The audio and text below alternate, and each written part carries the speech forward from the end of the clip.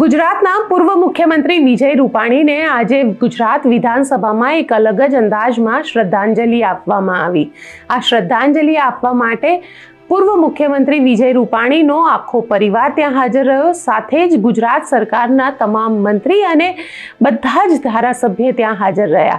શું થયું આજે વિધાનસભામાં તેની વાત આ વિડીયોમાં। નમસ્કાર, હું છું ગોપી ઘાંગર અને આપ જોઈ રહ્યા છો નિર્ભય ન્યૂઝ। પ્લેન ક્રેશમાં અવસાન પામેલા ગુજરાતના પૂર્વ મુખ્યમંત્રી વિજય રૂપાણીના પત્ની અને દીકરો આજે બંને જણા ગુજરાત વિધાનસભામાં પહોંચ્યા હતા। ગુજરાત વિધાનસભાનું આજથી ચોમાસું સત્ર શરૂ થયું અને ચોમાસું સત્ર શરૂ થતાની સાથે જ આજે પૂર્વ મુખ્યમંત્રી વિજય રૂપાણીને વિધાનસભાની અંદર શ્રદ્ધાંજલિ આપવામાં આવી। તેના માટે તેમનો પરિવાર પણ ત્યાં હાજર રહ્યો। આજે પૂર્વ મુખ્યમંત્રી વિજય રૂપાણીનું જે તેલચિત્ર છે તે તેલચિત્ર વિધાનસભાની અંદર લગાવવામાં આવ્યું અને તે પ્રસંગે તેમના પરિવારના સદસ્ય પણ હાજર રહ્યા। અંજલિ રૂપાણી ત્યાં આગળ પહોંચ્યા, સાથે તેમનો દીકરો જે છે તે પણ ત્યાં આગળ પહોંચ્યો, મુખ્યમંત્રી પણ ત્યાં હાજર હતા અને ગુજરાત વિધાનસભાના અધ્યક્ષ શંકર ચૌધરીએ પૂર્વ મુખ્યમંત્રી વિજય રૂપાણીને યાદ કરતા શું કહ્યું તે સાંભળીએ।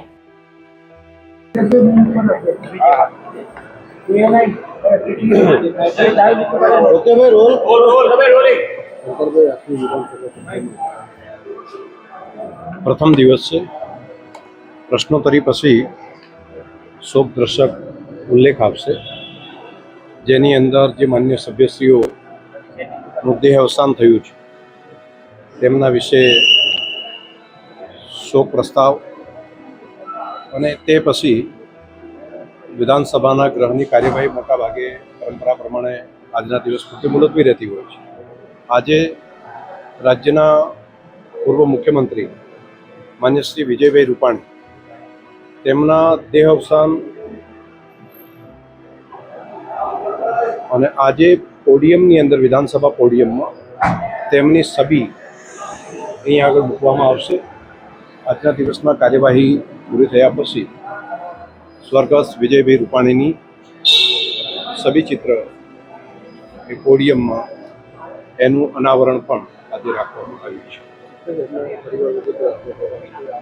હાજી, જે સ્વર્ગસ્થ માન્ય સભ્યશ્રીઓ હોય છે તેમના પરિવારજનોને પણ વિધાનસભા તરફથી અમે નિમંત્રણ આપતા હોઈએ છીએ। તેઓ વિધાનસભાની ગેલેરીમાં આવતા હોય છે, ઉપસ્થિત પણ રહેતા હોય છે। અમદાવાદથી લંડન જઈ રહેલી એર ઇન્ડિયાની ફ્લાઇટમાં 242થી વધારે યાત્રીઓના મૃત્યુ થયા હતા અને આ ઘટના અમદાવાદની અંદર જ થઈ હતી, જેમાં પૂર્વ મુખ્યમંત્રી વિજય રૂપાણી પણ સવાર હતા। તે પોતાના દીકરીના ઘરે લંડન જઈ રહ્યા હતા અને તે જ વખતે જ્યારે અમદાવાદથી પ્લેન ટેક ઓફ થયું અને ત્યારબાદ થોડીક જ મિનિટમાં પ્લેન ક્રેશ થયું હતું, જેમાં પૂર્વ મુખ્યમંત્રી વિજય રૂપાણીનું અવસાન થયું હતું। હવે ગુજરાત વિધાનસભામાં તેમને એક અલગ રીતે યાદ કરવામાં આવ્યા, તેમનું તેલચિત્ર મૂકવામાં આવ્યું, તાકી જેટલા પણ લોકો જ્યારે પણ વિધાનસભા જોવા આવશે ત્યારે પૂર્વ મુખ્યમંત્રી વિજય રૂપાણીને ચોક્કસથી યાદ કરશે।